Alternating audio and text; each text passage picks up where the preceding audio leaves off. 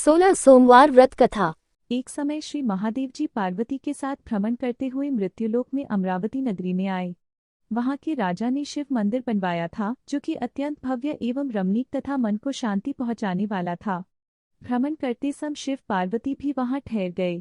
पार्वती जी ने कहा, हे नाथ, आओ आज इसी स्थान पर 64 पांसे खेलें। खेल प्रारंभ हुआ। शिवजी कहने लगे, मैं जीतूंगा। इस प्रकार उनकी आपस में वार्तालाप होने लगी। उस समय पुजारी जी पूजा करने आए। पार्वती जी ने पूछा, पुजारी जी बताइए जीत किसकी होगी। पुजारी बोला, इस खेल में महादेव जी के समान कोई दूसरा पारंगत नहीं हो सकता, इसलिए महादेव जी ही यह बाजी जीतेंगे। परंतु हुआ उल्टा, जीत पार्वती जी की हुई। पार्वती जी ने पुजारी को कोढ़ी होने का श्राप दे दिया कि तूने मिथ्या भाषण किया है। अब तो पुजारी कोढ़ी हो गया। शिव पार्वती जी दोनों वापस चले गए। कुछ समय पश्चात अप्सराएं पूजा करने आईं।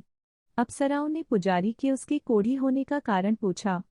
पुजारी ने सब बातें बता दी। अप्सराएं कहने लगी, पुजारी जी आप 16 सोमवार का व्रत करें तो शिवजी प्रसन्न होकर आपका संकट दूर करेंगे। पुजारी जी ने अप्सराओं से व्रत की विधि पूछी। अप्सराओं ने व्रत करने और व्रत के उद्यापन करने की संपूर्ण विधि बता दी। पुजारी ने विधिपूर्वक श्रद्धाभाव से व्रत प्रारंभ किया और अंत में व्रत का उद्यापन भी किया। व्रत के प्रभाव से पुजारी जी रोगमुक्त हो गए।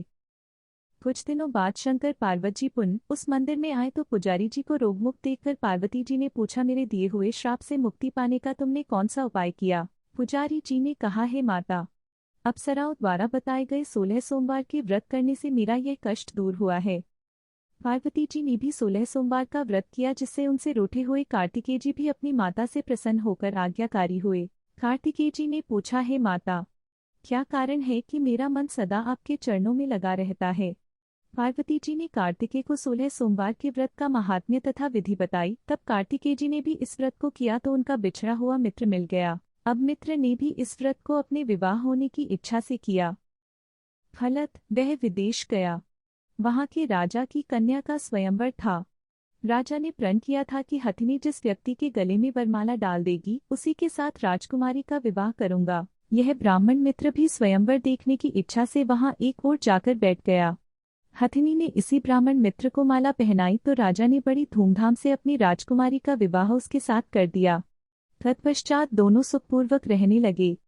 एक दिन राजकन्या ने पूछा, हे नाथ, आपने कौन सा पुण्य किया जिससे हथिनी ने आपके गले में वरमाला पहनाई। ब्राह्मण पति ने कहा, मैंने कार्तिकेय जी द्वारा बताए अनुसार 16 सोमवार का व्रत पूर्ण विधि विधान सहित श्रद्धा भक्ति से किया, जिसके फल के कारण मुझे तुम्हारे जैसी सौभाग्यशाली पत्नी मिली। अब तो राजकन्या ने भी सत्यपुत्र प्राप्ति के लिए व्रत किया और सर्वगुण संपन्न पुत्र प्राप्त किया। बड़े होकर पुत्र ने भी राज्य प्राप्ति की कामना से 16 सोमवार का व्रत किया। राजा के देवलोक होने पर इसी ब्राह्मण कुमार को राजगद्दी मिली, फिर भी वह इस व्रत को करता रहा। एक दिन उसने अपनी पत्नी से पूजा सामग्री शिवालय ले चलने को कहा, परंतु उसने पूजा सामग्री अपनी दासियों द्वारा भिजवा दी। जब राजा ने पूजन समाप्त किया तो आकाशवाणी हुई कि हे राजा, तुम इस पत्नी को त्याग दो, नहीं तो राजपाट से हाथ धोना पड़ेगा। प्रभु की आज्ञा मानकर उसने अपनी पत्नी को महल से निकाल दिया।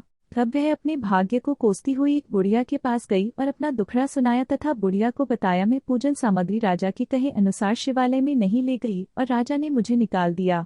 बुढ़िया ने कहा, तुझे मेरा काम करना पड़ेगा। उसने स्वीकार कर लिया। तब बुढ़िया ने सूत की गठरी उसके सिर पर रखी और बाजार भेज दिया। रास्ते में आंधी आई तो सिर पर रखी गठरी उड़ गई। बुढ़िया ने डांटकर उसे भगा दिया। अब रानी बुढ़िया के यहाँ से चलते चलते एक आश्रम में पहुंची। गोसाई जी उसे देखते ही समझ गए कि यह उच्च घराने की अबला विपत्ति की मारी है। वे उसे धैर्य बंधाते हुए बोले, बेटी तू मेरे आश्रम में रह, किसी प्रकार की चिंता मत कर। रानी आश्रम में रहने लगी, परंतु जिस वस्तु को वह हाथ लगाती वह वस्तु खराब हो जाती। यह देखकर गोसाई जी ने पूछा, बेटी किस देव के अपराध से ऐसा होता है। रानी ने बताया कि मैंने अपने पति की आज्ञा का उल्लंघन किया और शिवालय में पूजन के लिए नहीं गई, इससे मुझे घोर कष्ट उठाने पड़ रहे हैं।